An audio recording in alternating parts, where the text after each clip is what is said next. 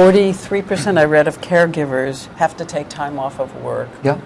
This is way over vacation and everything else, but just have to take out time off of work only to be a caregiver to an elderly parent. Absolutely, it's huge. I think the most telling statistic is the frequency with which those caregivers have other health problems that they ignore while they're providing that care. When you provide a caregiver, a family member, training relative to the disease course, for instance, with regards to Alzheimer's disease, where they are better able to anticipate the changes that might occur and strategies for dealing with those changes, that their problems with stress and depression tend to go down as a result of that training. We've done two things in Pittsburgh. One is to set up, there are actually things that caregivers can be taught that will help them cope with these.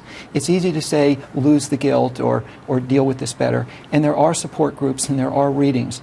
But there's not really a curriculum out there that can be delivered on a regular basis. What curriculum can change the guilt and the feeling, as you say, that you're never doing enough and yet you feel...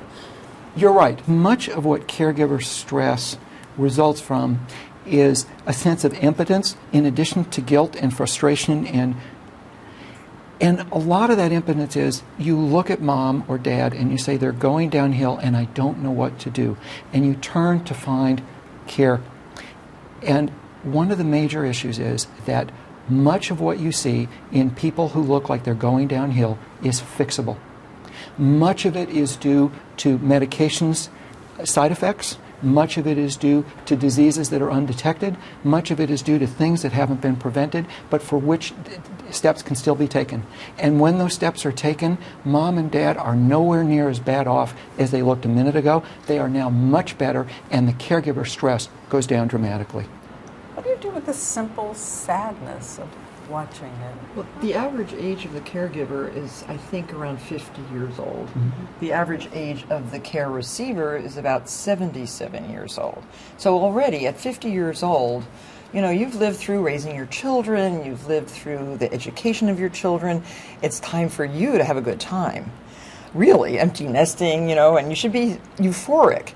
But then you have the added burden of the aging parent, the sick parent, the some member of your family that needs care. I think, though, sometimes caregivers get so focused on sort of, I don't want her to die, I've got to do everything to make sure, that they forget the reminiscing and the conversations and the wheeling them out to the beach and the just time. These are important days together.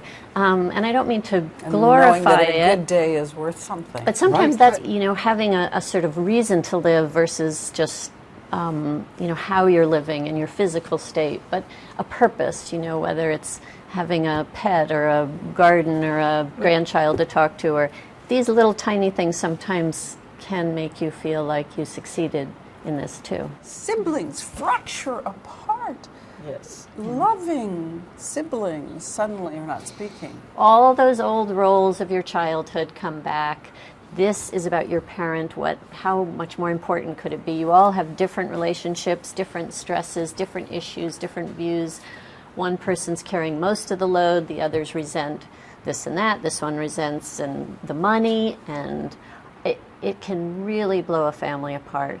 You'd have the family member from California and New York when I was in practice in Oklahoma, and they'd swoop in to help the sibling who's there on the ground providing the care, and finding all sorts of problems with the way that that person has constructed things, but yet they're at a distance and not able to really provide much in the way of help, and it blows things further apart. Sometimes having a professional come in and say, okay, take a deep breath. He's going to do it different, but you got to let him do it the best he can too.